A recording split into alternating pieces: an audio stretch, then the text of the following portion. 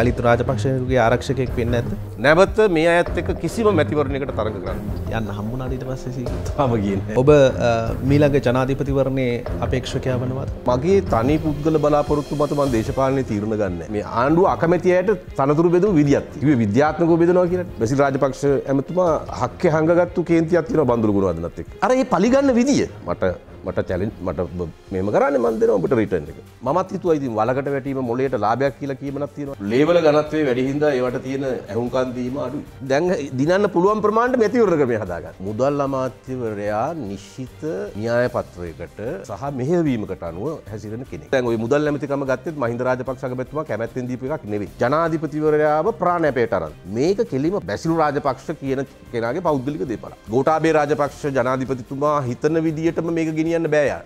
මෙතන නොගන්නෙත් තීරණ නොගැනීම තමයි තීරණේ. බැසිල් රාජපක්ෂව මෙහෙවන්නේ කවුද? ඒක ඊළඟ ප්‍රශ්නේ. ඔහුට ඉන්නවා ස්වාමී. අගමැතිවරයාත් අකමැත්තෙන්ද මේවා සිද්ධ වෙන්නේ? එතුමා එක්තරා ආකාරයකට අසරණ තත්ත්වයක ඉන්නේ. මෙතෙක් නොකී කතාවක් කියන්නේ. මනි ලොන්ඩරින් ප්‍රශ්නයක්. මේක ඉතින් මම දැනගන්න විදියක් නෑනේ. ඒ සමීපම කෙනෙක් කිව්වේ නැත්තම්. එක වෙලාවක බැසිල් රාජපක්ෂ මහත්මයා ගිහිල්ලා එන්න නියමිත දිනයට කලින් ආවා. ඒ ආවේ හේ ෆෙඩරල් පොලිසියෙන් ප්‍රශ්න කරන්න නියමිතව තිබිච්ච. ඒවා ෂේප් කරගන්න එයා මේ රට ඒගොල්ලන්ට ඕන විදියට නටවන්න. ඇත්ත කතාව බැසිල් රාජපක්ෂ ගහන මැච් එක උහුට අවසාන වශයෙන් ගහලා ඉවර කරන්න පුළුවන් වුණොත් මේ මාසය ඇතුළත එනවා ඇමරිකානු රාජ්‍ය දෙපාර්තමේන්තුවේ මොනලූද කියලා ලේකම්වරයෙක්. පවුලේ තියෙන විශේෂත්වය තමයි බැසිල් රාජපක්ෂ හැර අනිත් හැමෝම පවුලේ අය ගැන හිතනවා. මහින්ද රාජපක්ෂ අගමැතිතුමාට උනත් නොතේරනවාමත් නෙවෙයි කියලා මං හිතනවා. මේ දැන් වෙන්නේ මොකක්ද දන්නවද? අම්මාගේ මලමිනිය තියාගෙන බూరు ගහනවා කට. ඉතින් අපි තුන්දෙනා ඕකේ නැති වුණාම ඉතින් ඕන මැච් එකක් පීබී ජයසුන්දර පොසිටිව් ලිස්ට් එකේ මහ බැංකුව අධිපති නෙගටිව් ලිස්ට්. කොහොමද උතාම එතන ඉන්නේ එහෙනම්? ඔහුගේ තනතුරට යම්කිසි අනුතුරක් ඉදිරි කාලය තුලදී ඇතිවීමේ හැකියාව තියෙනවා. මං හිතන්නේ ලංකාවේ රාජ්‍ය පාලනයේ සිටින අවසාන පවුල බවට මේ පවුල පත්. ටීම් එකකට මේක බාර දෙන්න. මේ බැසිල් රාජපක්ෂට දීලා කොහෙ කරන්නද මේක? දැන් මේ වෙලාවේ බ්ලැක් මනි ප්‍රවර්ධනය කරන්නේ ඇයි කියලා ඔයගොල්ලෝ හොයන්නකෝ පොඩ්ඩක්. මම ඊට එහා කියන්නේ නැහැ. හදිසියවත් දැන් බැසිල් රාජපක්ෂ මහත්මයා ඉවත් කළොත් ඔබ බාර ගන්න. ඉවත් කළොත් නෙවෙයි. මේ රටේ මිනිස්සු ඔය පුද්ගලයා මේ රටෙන් එලවන්න ඕන. මේ රටෙන් එලවන්න ඕන. විවේකයක් හම්බුනම මොකද කරන්නේ? සීගිරිත් ගියේ නැත්තම්? ඉතින් විවේකයක් ලැබුණම සින්දුවක් කියලා ඉන්නවා අපි. සතුටුයි. අමුතු සින්දු තින්නේ ඔය වෙරළු මල් අර එහෙම.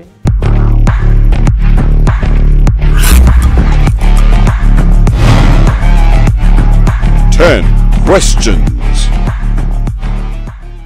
අයිබෝවන් මේ දවස්වල දේශපාලනයේ කතා වෙන චරිත තුනක් ඉන්නවා. ඒ තමයි විමල්, වාසු, උදය. ඉතින් මේ චරිත තුනෙන් එක් අයෙක් හොයාගෙන අපි අද ඔහුගේ නිවසට ආවා. ජාතික නිදහස් පෙරමුණේ නායක හිටපු අමාත්‍ය පාර්ලිමේන්තු මන්ත්‍රී විමල් වීරවංශ මහත්මයා. අයිබෝන් ඔබට. අයිබෝන්. කොහොමද ඉතින් මේ දවස්වල ගෙවෙන්නේ? හොඳින් ගෙවෙනවා. හොඳින් ගෙවෙනවා. ආණ්ඩුවේ දේවල් ඔක්කොම බාර දුන්නාද? ඔව් මම නිල නිවසත් බාර දුන්නා. ඒ වගේම වාහන සියල්ල බාර දුන්නා. ප්‍රශ්න 10ට යන්න කලින් පොඩි අතීතයේ ප්‍රශ්නයක් තියෙනවා අහන්න. අර ජනතා විමුක්ති පෙරමුණෙන් අයින් වෙන දවසේ ඔබ කිව්වා මේ මට විවේකයක් තිබුණ නැහැ සීගිරිවත් යන්න කියලා. යන්න හම්බුණාද ඊට පස්සේ සීගිරි? තාම ගියේ නැහැ. තාම ගියේ නැද්ද? ගියොත් ඒක ප්‍රවෘත්තියක් කරන නිසා මම තාම ගියේ නැහැ. හැබැයි කොයි වෙලේ හරි යනවා. ඇත්තටම ඇයි තාම යන්න බැරුනේ? එච්චරම ආවේකී වුණාද? ඔව් ඉතින් අපි මගේ පුරුද්දක් තියෙනවා. ඒක මම හිතන්නේ ලාල්කාන්තත් එක කියලා තිබ්බ එක වෙලාවක මං ජවිපෙන් අයින් වුණාට පස්සේ මගේ හැටියක් තියෙනවා වැඩක් බාරගත්තොත් ඒ වැඩේටම ફોකස් කරලා දුවන එකක්. එතෙන්දී සමහර දේවල් අතහැරෙනවා. සමහර විට යුතුයකම් අතහැරෙනවා. සමහර විට තමා පිළිබඳව තියෙන ඕන දේවල් අතහැරෙනවා. ඉතින් ඒක වෙනවා. මේ මගේ කතාවෙත් ඕක කිව්වේ එහෙම තේරුමින් මිසක් වෙන තේරුමකින් නෙවෙයි. දැනුත් මං හිතන්නේ ඉතින් ওই කියන විවේකයක් ලැබෙන එකක් නෑ. ඉතින් දැන් අපි මේ දැන් අවතීර්ණ වෙලා තියෙන වැඩේට අවංකව මැදිහත් වෙන්න එපේ. එතකොට ඉතින් ඒකටම පමණයි ફોකස් වෙන්නේ. අපි අමුතු ප්‍රශ්න 10ට යමු. 1. ජාතික නිදහස් පෙරමුණේ නායකයා ඔබ මීළඟ ජනාධිපතිවරණයේ අපේක්ෂකයා වනවාද? මගේ එහෙම කිසිම බලාපොරොත්තුවක් නැහැ. සමහරලාට මීළඟට ජනාධිපතිවරණයක් තියෙයිද දන්නෙත් නැහැ. ඒ කියන්නේ මට හිතෙනවා මේගොල්ලෝ සමහර විට ජනාධිපතිවරණය අහෝසි කිරීමේ ව්‍යවස්ථා සංශෝධනයක් උනත් ගේන්න පුළුවන් ඉදිරියේදී. ඒ හින්දා මම එහෙම මගේ තනි පුද්ගල බලාපොරොත්තු මත මම දේශපාලනයේ තීරණ ගන්න නැහැ. ඔගොල්ලෝ හරියට විශ්ලේෂණය කරලා බැලුවොත් මගේ හැම තීරණයක්ම තියෙන රටත් එක්ක සම්බන්ධ වෙලා. ජවිපි කියන්නේ මගේ අධ්‍යාත්මය වගේ තිබුණු දේ මම ඒකෙන් එළියට බහින සහ ඒගොල්ලෝ මාව එළියට දාන ওই දෙකම එකට වුණා කියලානේ ලාල්කාන්ත පස්සේ කියලා තිබ්බේ. ඒ තීරණය මට ගන්න තිබිච්ච ලොකුම බැරෑරුම තීරණයක්. ඒක මම අම්මා තාත්තගෙන් වෙන් වෙලා ජනතා විමුක්තිරුනේ පූර්ණ කාලීන දේශපාලනයට ආවේ 88 අග. එදාටත් වඩා මට අමාරු තීරණයක් ඒක. ඒ කියන්නේ ගෙදරින් ඈත් වෙලා ජවිපේ පූර්ණ කාලීනෙක් වෙන දවසේ මට ඇති වුණ හැඟීමට වඩා දැඩි හැඟීමක් තිබුණා ජවිපෙන් ඉවත් වීම සහ ඉවත් කිරීමට උන් සූදානම් වීම වෙලා. නමුත් මම ඉතින් ඒ තීරණය ගත්තා. ඒත් ගත්තේ රට පැත්තෙන් කල්පනා කරලා. එතෙන් සිට හැම තීරණයක් මෙහෙමයි. අද මේ තීරණෙත් එහෙමයි. වර්තමානයේ ආණ්ඩුවේ ඉන්න ප්‍රබලයින් ඒ තන්ත්‍ර වලට පත් වෙන්න ඔබ වේදිකාවල උගුර රේලහ වෙනකන් කෑ ගහපු කෙනෙක්. ජවිපෙන් ඉවත් වෙනකොට දැනුණු දුකම දැනුණද ඔබ අමාත්‍ය දුරෙන් එළියට දානකොට? නෑ. මම මෙහෙමයි. කීයක ඉතින් කැමති කෙනෙක් විශ්වාස කරන්න කැමති කෙනෙක් අවිශ්වාස කරන්න. ඒ කියන්නේ මේ අමාත්‍ය තනතුරක් අත්හැරීම මේ අමාරු දෙයක් හැටියට මට දැනෙන කෙනෙක් නෙවෙයි. මට මගේ ජීවිතේ අත්හැරීම කියන එක කරන්න පුළුවන් කෙනෙක්. ඉතින් ඇමතිකම ඒක ඇවිල්ලා ඔටුන්නක් తాවකාලික දෙයක්. ඉතින් తాවකාලික දේ ඒ කරපු කාලේ අවංකව ඒ වෙනුවෙන් උපරිම කැපවෙලා කරා. මේ රටේ කර්මාන්තකරුවෝ 100කකින් හෝ 100ම කියයි ඒක. කර්මාන්ත අමාත්‍යාංශය කියන්නේ නිකන් පාළුවට ගිය තැනක් කලින් එක ජාවාරම් කරුවන්ට සින්න වෙච්ච තැනක්. ඒ තත්ත්වය අපි වෙනස් කරලා කර්මාන්තකරුවන්ගේ මහගෙදර බවට එතන පත් කරගන්න පුළුවන් වුණා ඒ කාලය ඇතුළත. කොවිඩ් තත්ත්වයක් මැද්දේ කොවිඩ් තත්ත්වය අපිට ආවේ නැත්නම් අපි මීට වඩා ගොඩාක් දුර ගිහිල්ලා. කොහොම නමුත් ඒක මම ඒ ඕනම දෙයක් අත්හරින්න ඕන නම් අත්හරින්න පුළුවන්. ඒක බොහොම උපේක්ෂාවෙන් කළා. ලැබුණු දේ හොඳට කළා. ලැබුණු දේ හොඳට කළා. හොඳට කරා. හැබැයි බලාපොරොත්තුනේ වගේ අමාත්‍යාංශයක්ද?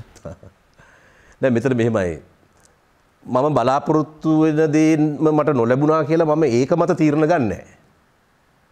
දැන් ඇත්ත කතාව ගත්තොත් කර්මාන්ත හා වාණිජ්‍ය නැවත පදිංචි කිරීම පුනරුත්ථාපන ඔහොම කියලා දිග එකක්නේ කලින් හිටපු ඇමතුමාට තිබ්බේ. රිෂාඩ් බදුරුදීන්ට. දැන් මෙතන කරේ කර්මාන්ත දැන් මේ ආණ්ඩුව අකමැති අයට තනතුරු බෙදපු විදියක් තියෙනවා. දැන් විදුලි බල හා බල ශක්ති එකක්. කිව්වේ විද්‍යාත්මකව බෙදනවා කියලානේ. නමුත් ඩලස් අලහප්පෙරුමට කැමති නෑ. මාතර නිපුණ රණවකට අභියෝගයක් එල්ල කරා කියලා. පවුලේ කෙනාට අභියෝගයක් එල්ල කළා. මම දන්නවා ඩලස් අලහප්පෙරුම ඇමතුමා අධ්‍යාපනය තමයි ඔහුගේ අධ්‍යාත්මය වගේ තිබුණේ. අර කෙටි කාලය තුළ ඔහු අධ්‍යාපන ශාස්ත්‍රයේ ලොකු වෙනසක් කරා. ඔය ගුරුවරුන්ගේ වැටුපිෂමතා සටන් ඉන්නේ නෑ ඩලස් අලහප්පෙරුම අධ්‍යාපන ඇමති වෙලා හිටියේ නම්. නමුත් ඔහු ඒකෙන් ගලවලා ඔහු විදුලි බල කළා. ඒතර විදුලි බල කරලා ඒකට තව රාජ්‍ය ඇමතිනිකුත් දැම්මා. ඒතර ඩලස් අලහප්පෙරුම කියන්නේ ශ්‍රී ලංකා නිදහස් පක්ෂයෙන් ආපු පොදු ජන පෙරමුණ බවට පත් වුණු අයගෙන් ජ්‍යෙෂ්ඨතම කෙනෙක්. දැන් බලන්න එයාට සලකපු විදිය. එයා විදුලි බල කරා එයාට ගැසට් කරලා තියෙන විදුලි බල මණ්ඩලය විතරයි. එයාට යටින් ඉන්න රාජ්‍ය ඇමති එයාට තියෙන සුනිත්‍ය විදුලි බල අධිකාරී අරවා මේවා ආදි වශයෙන් ආයතන ගොඩක් තියෙනවා. ඒ රාජ්‍ය ඇමති දාලා අර කැබිනට් ඇමතිට තවත් සීමා කළා. ඒ වුණාට දැන් මේ අපි හිතමු රාජපක්ෂ පවුලේ සමාජිකයන්ට ලැබිච්ච ඇමති තනතුරු වල එහෙම වෙලා නැහැ. ඒක බොහොම විද්‍යාත්මකව තියෙනවා. නමුත් අරක එහෙමයි. ඊට පස්සේ බල ශක්තිය කියලා උදේට දුන්නා. ඉතින් පෙට්‍රෝලියම් එක විතරයි. අතන උදේ ගමන් පෙළ ඇමතුවා හරියට පෙට්‍රෝලියම් එකේ චෙයාමන් වගේනේ. පහුගිය ටිකේ වැඩ කළේ. තෙල් නැව වෙනවද බලනවා LCA ෆෝන් කරාද බලනවා ඒ තත්ත්වෙට පත් වුණේ. ඒතකොට එයාට එච්චරයි. ඒ අකමැති අය මේ. ඒ කියන්නේ කැමැති අකමැති කියලා දෙකක් තිබුණා. ඉන්නවා. එහෙම තමයි මේ බෙදනකොට වෙන්නේ. එතකොට දැන් මම කර්මාන්ත බඳුලටත් කැමති නැහැ. බඳුළු ගුණවර්ධන. ඔව් බැසිල් රාජපක්ෂ ඇමතුමා හක්කේ හංගගත්තු කේන්තියක් තියෙනවා බඳුළු ගුණවර්ධනත් එක්ක. එතකොට බඳුලට දුන්නා වාණිජ්‍ය. හරිද? වාණිජ්‍ය දීලා දන්නවද? වාණිජ්‍ය දෙපාර්තමේන්තුවද ගත්තා වෙන තැනකට. දැන් වාණිජ්‍ය ඇමතිත් යටතේ දේශාන්තරනේ වාණිජ්‍ය දෙපාර්තමේන්තුව තියෙන්න ඕනේ. ඒක මට මතක හැටියට ඒක තිබ්බේ ජනාධිපතියට තේරෙ කොහේ හරි දාලා තිබ්බා. පස්සේ බඳුළු ඇමතුමා සෑහෙන දුක් ගැනවිල්ලක් ඉදිරිපත් කළා තමයි වාණිජ්‍ය දෙපාර්තමේන්තුව. මොකද විදේශ තානාපතිවරු ඇවිල්ලා වාණිජ්‍ය ඇමතුමත් එක්ක කතා කරනවා දෙරට අතර වාණිජ්‍ය ගිවිසුම් ගන්න. මොන ගිවිසුමක් ගන්න විදියක් නැහැ නේ. වාණිජ්‍ය ඇමති ඉන්නවා වාණිජ්‍ය දෙපාර්තමේන්තුව වෙන තැනක. ඉතින් මට හොඳට මතකයි බඳුළු ඇමතුමා ගොඩාක් දුක් ගැනවිලි කියලා තමයි ඒ දෙපාර්තමේන්තුව තමන්ට පස්සේ ගැසට් කරගත්තේ.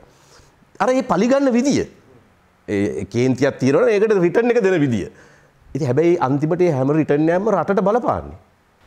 තව ඉන්නවද ඒ වගේ අකමැතිය? අපු ඉන්නවා. දැන් සීබී රත්නායක. දැන් නම් මේ ඊයේ පෙරේද වෙනස් වුණා. සීබී රත්නායකත් ඒ නෙගටිව් ලිස්ට් එකේ ඉන්නේ. බ්ලැක් ලිස්ට් එකේ. සීබී රත්නායකට මොකද දුන්නේ? වනජීවි. රාජ්‍ය ඇමති කවුද?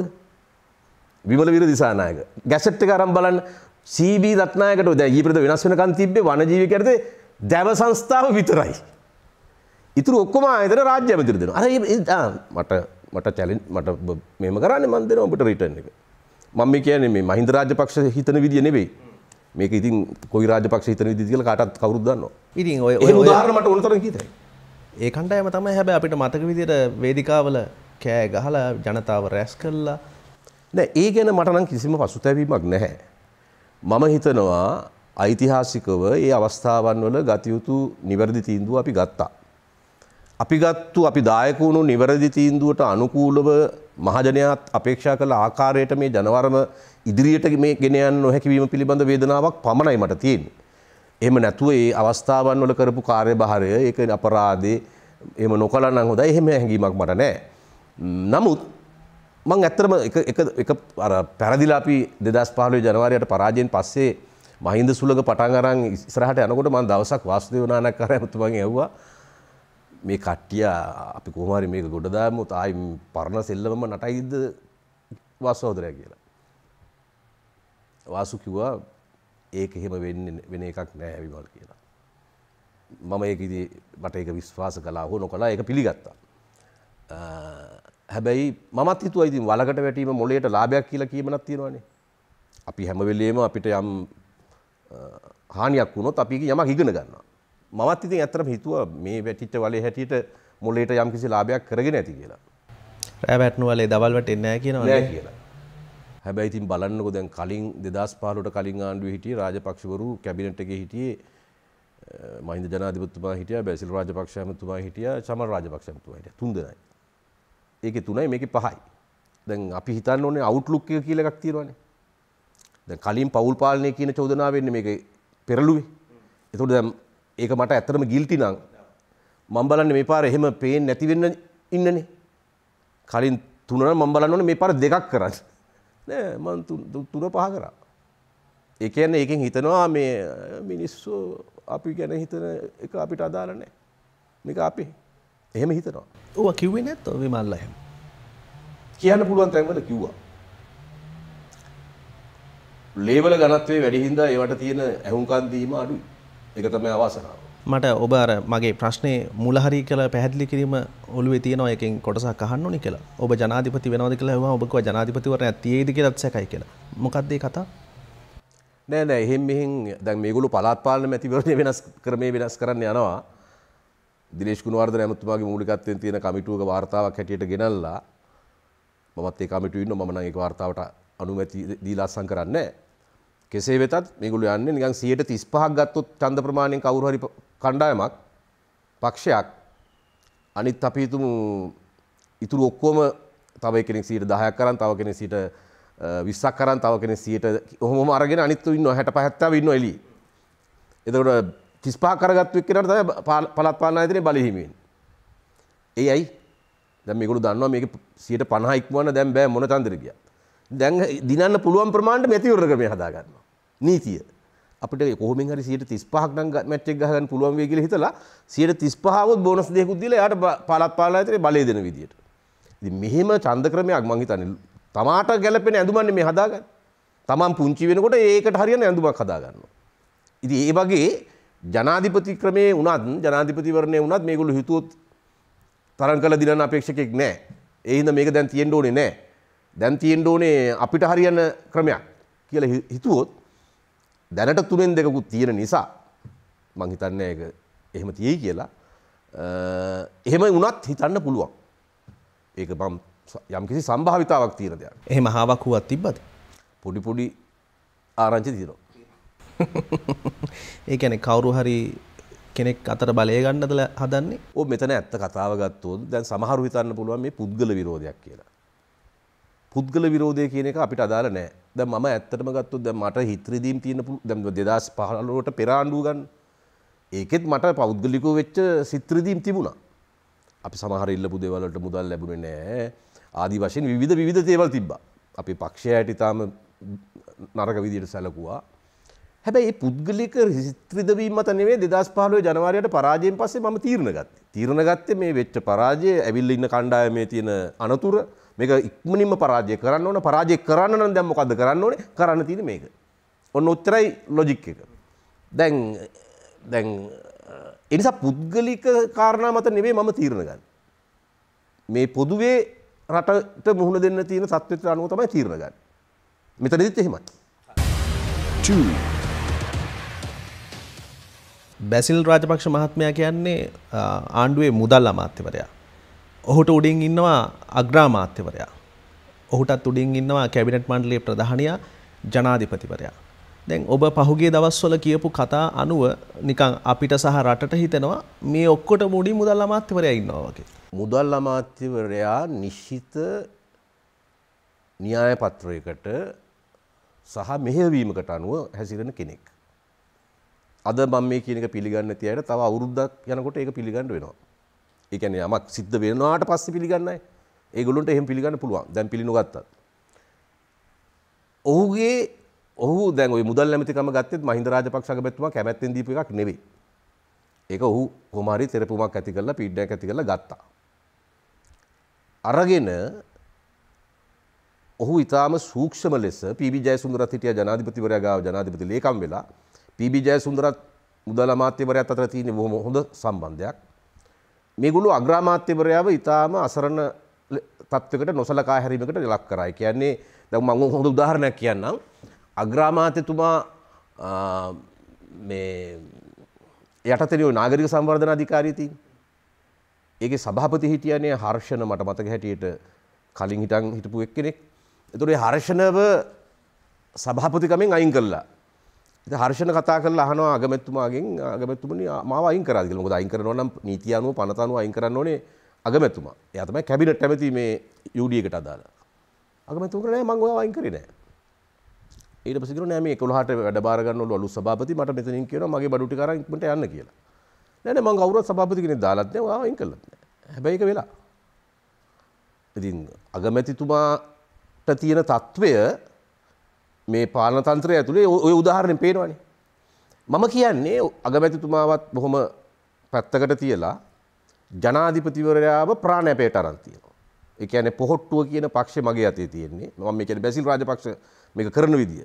පොහොට්ටුව කියන පක්ෂේ මගේ අතේ තියෙන්නේ. ඒ නිසා මේක සෙල්ලන්නේ නැහැ. ඕවා කරොත් පොහොට්ටුව විරුද්ධ වෙයි. එහෙම වුණොත් මට නවත්තන්නත් බෑ. ඒ නිසා මං කියන එක කරන්න. අපි ඒකනේ අර ගොඩක් කලින් කිව්වේ ජනාධිපතිවරයා පොහොට්ටුවේ නායකත්වයට ගේන්න ඕනේ කියලා. ඔබ දහලා තියෙනවද ලංකාවේ මම දන්නේ මේ තමයි පළවෙනි අත්දැකීම බලය ගන්න පක්ෂයේ නායකත්වයක් නොදරන කෙනෙක් ජනාධිපති වෙච්ච. දැන් මෛත්‍රීපාල සිරිසේන මහත්මයා බලය ගන්නකොට පක්ෂයේ ලේකම්. හැබැයි එයා බලය ගත්තු ගමන් මුලින්ම කරේ ශ්‍රී ලංකා නිදහස් පක්ෂය තමයි අතරගත්තු එක. මොකද ඒ පක්ෂය කියන එක ලොකු ටූල් එකක් ඒ බලය ඉදිරියට ගෙන යන්න. මෙහෙවන්න. දැන් ගෝඨාභය රාජපක්ෂ මහත්මයා තමයි ලංකාවේ ඉතිහාසයේ පළවෙනි වතාවට පක්ෂයක තනතුරක් නොදරා පක්ෂයක අයිතිකාරීත්වයක් නැතුව ජනාධිපති වුණේ. ඒතකොට පක්ෂය කාගේද? දැන් මේ පොදු ජන පෙරමුණ කියන පක්ෂය හදලා තියෙන හරි අපූර්ව විදියකටනේ. මේකේ ඉන්න ලේකම් කවුද? සාගර කාර්යවස. එයා ඊළඟ ඔබගෙන් ඇහුවොත් මම සභාපති කවුද? බාණ්ඩා නායක මහින්ද රාජපක්ෂ කියනකො ජනාධිපති කියනකො. නමුත් අනිත් අන්තර වල අපිට මතක තියෙනවද කවුරුවත්? නෑ. ඇයි? ඒ කවුරුවත් මේ දේශපාලන පිටියේ ඉන්න ප්‍රධාන චරිත නෑ ඒක කොතනකවත්. ජීල් පිරිස් මහත්තයා ඉන්නේ. ඒක ඉතින් අහිංසක මනුස්සයා කියන ඕන දෙයකට එකග වෙනවනේ. එතකොට මේ දැන් අපි හිතමු දැන් මුලින් ශ්‍රී ලංකා නිදහස් පක්ෂයෙන් ආපු අයට විනය පරීක්ෂණ තියෙනවා. ඒ නිසා පොදු ජන පෙරමුණට සම්බන්ධ කරගන්න ගියොත් ප්‍රශ්නයක් ඇති වෙයි කියලා හිතන හැබැයි මේ ප්‍රශ්නේ ඉවරුණාට පස්සේ මේ පක්ෂයේ රිෆෝම් කරන්න තිබ්බනේ. මේකේ මහින්දානන්ද අලුත්ගමගේ අර තනතුරට දානවා. ඩලසලහ පිරුම මේ තනතුරට දානවා. සීබී රත්නායක අර තනතුරට දානවා. එහෙම හදන්න තිබ්බනේ. ඇයි හදන්නේ නැත්තේ? මේක කෙලිම පෞද්ගලික දේපලක්. බැසිල් රාජපක්ෂ කියන කෙනාගේ පෞද්ගලික දේපලක්. දැන් මම හොඳ උදාහරණයක් කියන්නම්. විජයබු ලොකු බණ්ඩාරගේ පුතා උදිත ලොකු බණ්ඩාර. එතුමා බණ්ඩාර වලින් ඡන්ද ඉල්ලුවා. උදිත ලොකු බණ්ඩාරට බැසිල් රාජපක්ෂ මහත්මයා කැමති නැහැ. උදිත ලොකු බණ්ඩාරට ආසනෙ දුන්නේ නැහැ. හරිද? ඒ විතර නෙවෙයි. ඒ ප්‍රාදේශ සභාවේ සභාපති හා ස්වාමීන් වික්ෂුන් වහන්සේ නමක් හරි කවුරු හිටියේ. ඒ අයවත් මෙහෙවුවා උදිතට විරුද්ධව. දැන් උදිත දැන් බැලුමට පෙන්නේ අගමැතිතුමා ගාව ළඟම ඉන්න කෙනෙක් හැටියට. ඉතින් උදිත අගමැතිතුමාට කිව්වා සභාපති හැටියට අහවලාපත් කරන්න කියලා. මහින්ද ජනාධිපතිතුමාත් බැසිල් රාජපක්ෂ මහත්මයාට ඔක දුරකථනයෙන් කිව්වා මෙයා පත් කරන්න කියලා. කළේ නැහැ. පත් කළේ බැසිල් රාජපක්ෂ මහත්මයාට ඕන කියලා. එහෙම උදාහරණ ඕන තරම් තියෙනවා. ඉතින් ඒ වැඩි අර පවුලේ තියෙන බැඳීම් නිසා මහින්ද රාජපක්ෂ අගමැතිතුමා ඒවත් එක ගැටීම් ඇති කරගන්න යන්නේ නැහැ. ඒක ඉවසා දරාගෙන ඉන්නවා. මම මේ කියන්නේ මට කාවත් කළු කරන්නව සුදු කරන්නවත් අවශ්‍ය නැහැ. මම මේ කියන්නේ මේක වෙන විදිය. එතකොට මේ පෞද්ගලික දීපලක් හැටියට තියෙන මේ පක්ෂයේ බලය ඔහු පාවිච්චි කරා ඔහුට අභිමත පරිදි මේ පාලන තන්ත්‍රය මෙහෙවන්න. ගෝඨාභය රාජපක්ෂ ජනාධිපතිතුමා හිතන විදියටම මේක ගෙනියන්න බෑ යාට. ඒ ජනාධිපතිතුමත් මුදල් ඇමතිවරයාගේ ප්‍රාණාපකරුවෙක්ද? අනිවාර්යයෙන්. ජනාධිපතිවරයා මේ බැසිල් රාජපක්ෂ මත යැපෙන කෙනෙක් බවට පත් වෙලා තියෙනවා. ඔහු මත යැපෙනවා. ඒක තමයි කනගාටුදායක තත්ත්වය. ප්‍රායෝගිකව දැන් උදාහරණයක් ගන්න දැන් මේ ආර්ථික අර්බුදයක අපි ඉන්නවනේ ලොකු. මම හිතන්නේ නිදහසෙන් පස්සේ අපේ රට මුහුණ දෙන දරුණුතම අර්බුදයට අපි මේ මුහුණ දෙන්නේ. මේ අර්බුදය කළමනාකරණය කිරීම තමයි අපිට දැන් තියෙන ප්‍රධානම ප්‍රශ්නේ. දැන් බලන්න අර භාණ්ඩ 300 ගාණක් දැන් ගැසට් කරලා තියෙනවා ආනයන සීමා කරලා. ඒ භාණ්ඩවද ගැසට් කරන්න ඕනේ වෙන භාණ්ඩද කියලා විවාදයක් මට තියෙනවා. නමුත් මොකක් හරි අපි කියමුකෝ එහෙම අත්‍යවශ්‍ය නොවන ඒවා එන එක මේ මාස 4-5කට කලින් කළ යුතු තිබිච්ච දෙයක්. දැන් බස් එක ගොඩක් දුර ඇවිල්ලා දැන් කරාට අපේක්ෂිත ප්‍රතිඵල හම්බෙන්නේ නැහැ. ලෝකේ මුදල් ඇමති කෙනෙක් දැකලා තියෙනවද බ්ලැක් මනි බ්ලැක් මාකට් එක ඩොලර් බ්ලැක් මාකට් එක ප්‍රශ්නයක් නැහැ කියලා කියන. ඒ හරහා සල්ලි සංසරණය වුණාට අවුලක් නැහැ කියලා කියන. මේ මුදල් ඇමතිනි කිව්වේ දීපින පත්‍රෙත් එක තිබ්බ සමුගු සාකච්ඡාවකදී. අවුලක් නැහැ කියලා. ලෝකේ දැන් මේ වගේ ක්‍රයිසිස් එකක් තියෙද්දි 88 89 කාලේ ඉතාලියේ ඒගොල්ලන්ට ලොකු ආර්ථික අර්බුදයක් ආවා. ඒ වෙලාවේ හිටපු ජනාධිපති ඔහු අර විදේශ මාධ්‍ය අර නිකන් සල්ලාලියෙක් හැටියට හඳුන්වපු ජනාධිපති කෙනෙක් හිටියේ. ඔහු මේ ඒ වෙලාවේ මොකද කරේ? ආර්ථික විශේෂඥයෝ ටීම් එකකට බාර දුන්න ආර්ථිකය මෙහෙවන්න. ඒගොල්ලෝ අවුරුදු 2ක් ඇතුළත නැවත ආර්ථිකයේ ශක්තිමත් තත්ත්වයකට ගෙනාවා. ඇයි ඒ? තීරණ. මෙතන නොගන්නෙත් තීරණ. තීරණ නොගැනීම තමයි තීරණය. ගත යුතු තීරණ නොගැනීම තමයි තීරණය. එතකොට බැසිල් රාජපක්ෂ කරන්නේ පීබී ජයසුන්දරත් කලින් කරේ මේ ගත යුතු තීරණ නොගෙන මේක මේ අර්බුදයෙන් අර්බුදයට ඇද වැටීමට හැදුවා. දැන් මේ තාමත් නියම තීරණ ගන්නේ නැහැ. මේ ප්‍රමාද වෙච්ච තීරණ මේවෙන් දැන් අර මුල් අවස්ථාවේ කරාම සිද්ධ වෙන යහපත දැන් වෙන්නේ නැහැ. දැන් ඔය ඩොලරේ ප්‍රශ්නේ බ්ලැක් මාකට් එකට හැදෙන්න යඩෙන්න ඉඩ දීලා බලා හිටියා. ඒකට ගන්න තියෙන තීරණ ගත්තේ නැහැ. දැන් ඔබේ සටන තියෙන්නේ බැසිල් රාජපක්ෂට එරෙහිවද නැත්නම් රාජපක්ෂ පාලනයට එරෙහිවද? නෑ මම මේ පාලනයේම දැන් මෙහෙවන්නේ බැසිල් රාජපක්ෂට ඕන විදිහටනේ. බැසිල් රාජපක්ෂව මෙහෙවන්නේ කවුද? ඒක ඊළඟ ප්‍රශ්නේ. බැසිල් රාජපක්ෂ කියන චරිතයේ ද්විත්ව රටවැසි භාවය අහිමි කරගත්තේ නැහැ. තමාට ඇතුළට එන්න පුළුවන් විදිහට 20 වෙනි සංශෝධනෙත් හදාගත්තා. එතකොට මට මතකයි කිව්වා ඕක හැදුවත් ලැජ්ජාවක් බයක් ගෑවිලවත් තියෙන කෙනෙක් එන්නේ නැහැ කියලා. ඉතින් එහෙම නැහැ කියලා පෙන්නගෙන එයා ආවා. ඇවිල්ලා මුදල් ඇමතිකමත් ගත්තා. දැන් මේ ඡන්දයක්වත් ඉල්ලුවේ නැහැ නේ. ජාතික ලැයිස්තුවේ ඉන්නේ ආවේ මුදල් ඇමතිකමත් ගත්තා. එතකොට මේ පුද්ගලයා මේ ආර්ථිකයේ මෙහෙම වැටෙන්න ඉඩ හරින්නේ තමන්ගේ සහෝදරයවත්ත් යථා තත්ත්වෙ පේන්න දෙන්නේ නැතිව. සුබ සිහින මවමින්. තව මාසෙන් දෙකකින් මේක ප්‍රශ්නයක් නැහැ ඉවරයි කියලා කියමින් මේ පුද්ගලයා මේ යන්නේ ඔහුට ඉන්නවා ස්වාමියෙක්. ඒක තමයි මිනිසුන්ට තේරුම් ගන්න බැරි. ඔහුගේ විශ්‍රාම ජීවිතයේ තියෙන ඇමරිකා එක්සත් ජනපදයේ. ඔහුගේ දුවලා පුතා ඉන්නේ ඇමරිකා එක්සත් ජනපදයේ. ඔහු රජයේ නිල නිවසක් අරගෙන නැහැ. ඔය මොකක් හරි ශැංග්‍රීලා ඇපාර්ට්මන්ට් එකක ඉන්නේ. ඒක ට්‍රක් ගාලා යන්න පුළුවන් ඕන්ලාගේ. යතුරු බාර දෙන්න විතරයි තියෙන්නේ. එතකොට දැන් මේ ඔහුගේ අවසාන ජීවිතේ මේ විශ්‍රාම ජීවිතේ එහෙ ගිහිල්ලා එහෙම ඉන්න බෑ. මෙයා ඇමරිකාව සතුටු නොකර ගියොත්. මෙයා බටහිර ඉන්දු උපාය මාර්ගයේ සතුටු නොකර ගියොත් ඔහුට එහෙ සතුටෙන් ඉන්න හම්බෙන්නේ නැහැ. ඔහු තමාගේ සුව පහසු විශ්‍රාම ජීවිතේ මොකද ඔහුගේ දේපල ඔහුගේ ධනය ඔබට මේවා කොහෙන්ද හම්බුනේ ඔබ මේවා කොහොමද රැස් කරේ මේවා ප්‍රශ්න කරොත් අනිවාර්යයෙන් ඒ පැත්ත සතුටු නොකරොත් ඒ ප්‍රශ්නෙට ඔහුට මුණ පාන වෙනවා. එතකොට දැන් ඔබ මේවා ඉපුවේ කොහෙන්ද? මේ ගෙවල් ගත්තේ කොහොමද? කොහෙන්ද? අගමැතිවරයාත් අකමැත්තෙන්ද මේවා සිද්ධ වෙන්නේ? අගමැතිතුමා සමහර ඒවා එතුමට මේක තේරෙනවත් ඇති. එතුමා එක්තරා ආකාරයකට අසරණ තත්ත්වයක ඉන්නේ. ඒ කියන්නේ එතුමා මේකෙදි එතුමා හිතනවා මම මේකට ඇඟිලි ගහන එක සුසු නෑ. මං ඉතින් උදව්ව කරගෙන මම මගේ පාඩුවේ ඉන්නවා වගේ හැඟීමක තමයි ඔහු ඉන්නේ. මේකට තියෙන එකම සටන දැන් මේ කරන්නේ. ඒ කියන්නේ මුදල් අමාත්‍යවරයාට එරෙහිව පාර්ලිමේන්තුවේදී යමක් කරන්න බැයිද ඔබලට? මම දන්නේ අපි බලමු ඉදිරියට. ඒක ඉදිරියේදී තීරණය කළ යුද්ධයක්. නමුත් ඇත්ත ප්‍රශ්නේ අපිට මේක අපේ අභ්‍යන්තරයේ යම් ආකාරයෙන් උත්සාහ කළා. අන්තිමට පක්ෂ නායක රැස්වීම කැඳවන එක නැවතුවා. ඉතින් එතකොට පක්ෂ නායක රැස්වීම කැඳවන එකක් නැහැ. කැබිනට් මණ්ඩලය කියන්නේ ඔය හැමදේම කතා කරන්න පුළුවන් තැනක් නෙවෙයිනේ. කැබිනට් පේපර්ස් තියෙනවා 50කට කිට්ටු ගානක්. ওই ටික කතා කරලා ඉවරනකොට පැය දෙකක් විතර යනවා. ඉතින් එතකොට මේ හැම ප්‍රශ්නයක්ම උත්තර කතා කරන්න බෑ.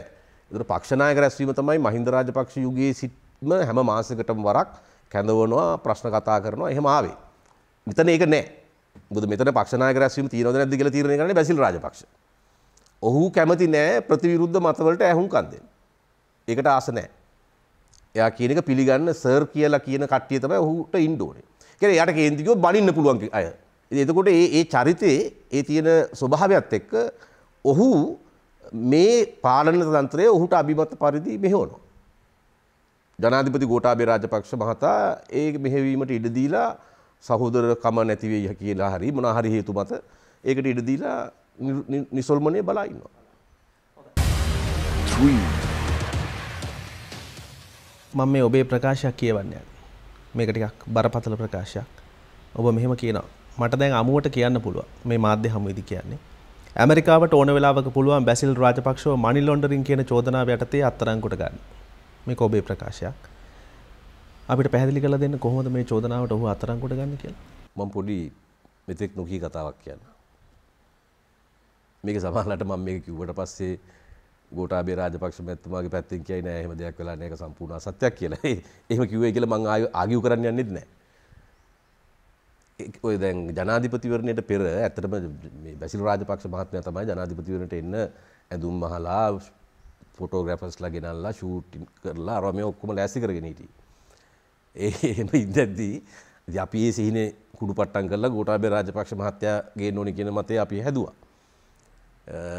සමාජයත් එක්ක බොහොම වැළඳගත්තා. ඒතර ගෝඨාභය රාජපක්ෂ මහත්තයාගේ ප්‍රධාන අභියෝගය තිබුණේ අර ද්විත්ව රටේ භාවයේ ඇමරිකානු පංගුව අයින් කරගන්න එකනේ. ඒතකොට එතුමා ඉන්දීය සම්භවයක් තියෙන ඇමරිකානු ජාතික නීතිඥයෙක් මගින් සොයා බැලීමක් කරා එතුමාට රටවැසි භාවය ඉවත් කරගන්න මොනවා හරි නීත්‍යානුකූල බාධාවක් තියෙනවද කියලා ඇමරිකන් සිස්ටම් එක ඇතුලේ. ඒ නීතිඥයා සිස්ටම් එක ඇතුලේ හොඳට ස්ටඩි කරලා ඇවිල්ලා කිව්වා ඔබට නම් බාධාවක් නෑ අනිත් රාජපක්ෂට නම් බාධාවක් තියෙනවා කියලා. කොයි රාජපක්ෂටද කියලා. බැසිල් රාජපක්ෂට කියලා. මොකද්ද බාධාව? ඒ නීතිඥයා කියලා තියෙනවා මනි ලොන්ඩරින් ප්‍රශ්නයක් කියලා. මේක ඉතින් මම දැනගන්න විදියක් නෑනේ. ඒ සමීපම කෙනෙක් කිව්වේ නැත්තම්. එතකොට ඒක තමයි කිව්වේ. එතකොට ඒ කතාව පැත්තක තියන්නකෝ. මම කලින් කිව්ව කාරණේ බලන්න. ඒ දරුවෝ ඒගොල්ලෝ දැන් එහෙ තියෙන ගෙවල්, එහෙ තියෙන වෙනත් දේපල. එතකොට ඒවා එක්රැස් කරේ කොයි විදියටද මේ ඇමති පඩියෙන්ද? එහෙම කියලා ඇහුවම දෙන්න තියෙන උත්තරේ මොකද්ද? ඒක මනි ලොන්ඩරින් නෙවෙයිද? ඒතකොට ඒ ප්‍රශ්නේ එන්නේ නැද්ද?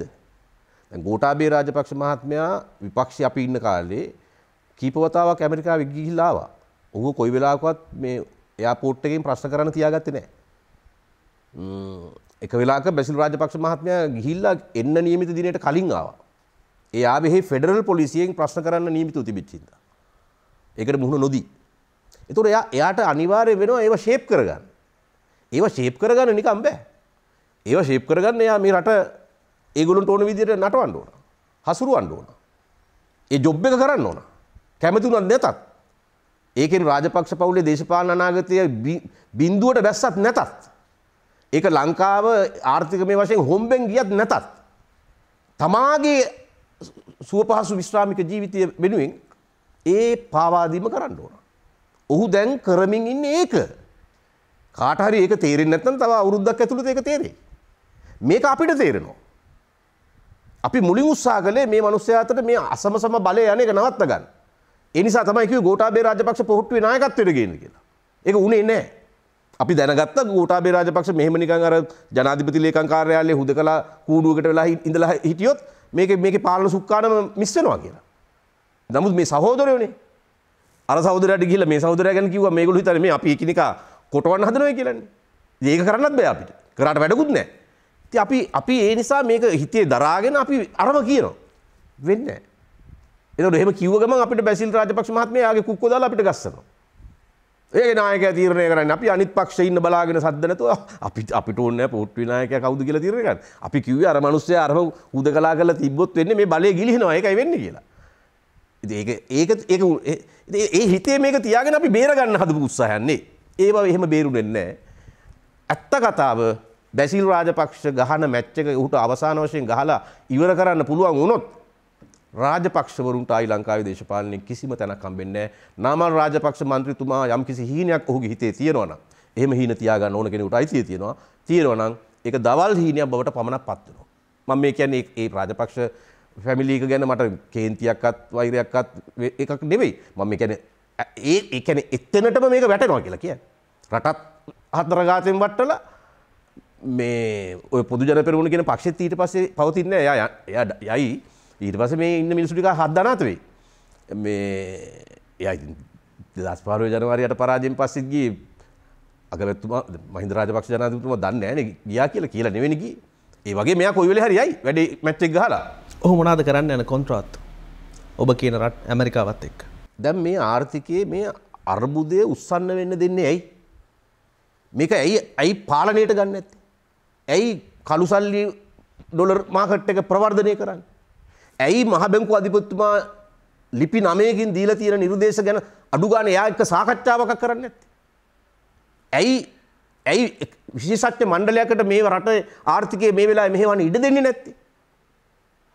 මේ ප්‍රශ්න ඔක්කොම තවමට හතයි. ඕව අහුවම ඒකට අපිට එන උත්තරේ එහෙම නොකරන්නේ මේක අර්බුදය උස්සන්න කිරීම අවශ්‍යතාවය බවට පත් වී තිබෙන නිසා. ඇයි අර්බුදය උස්සන්න කරන්නේ? ගෝඨාභය රාජපක්ෂට මේක එපා වෙලා අතහැරලා යන්න තත්ත්වයක් ඇති කිරීම සඳහා. අගමැති මහින්ද රාජපක්ෂ දැනටත් වඩා දුර්මුඛ තත්ත්වයකට ඇදවැටවීම සඳහා. තනියෙන් තමාගේ අතට මේ බලය සුක්කානම ගැනීම සඳහා.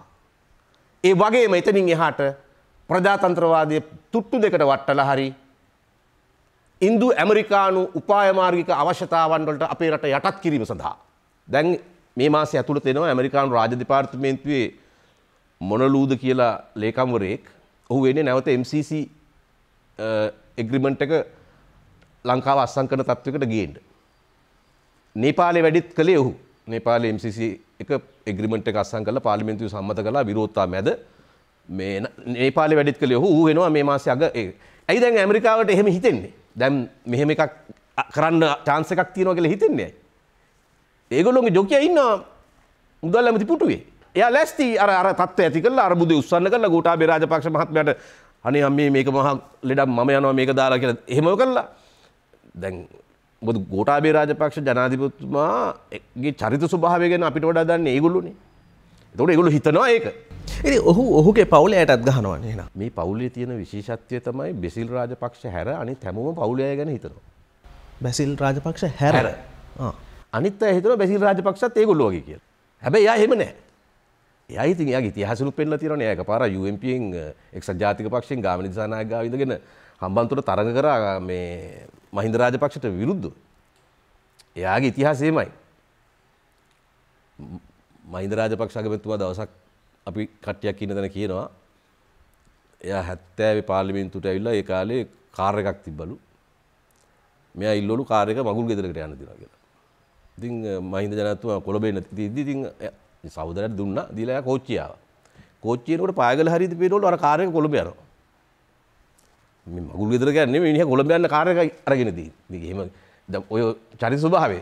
ඒතර දැන් ඒ සහෝදරයෝ අනිත් අයගේ තියෙනවා එකිනෙකා කෙරේ එහෙම එකක්. හැබැයි මේ චරිතෙට එහෙම එකක් අදාළ නැහැ. හැබැයි අනිත් අය හිතනවා මේ චරිතෙත් අපි වගේ තමන් වගේ කියලා.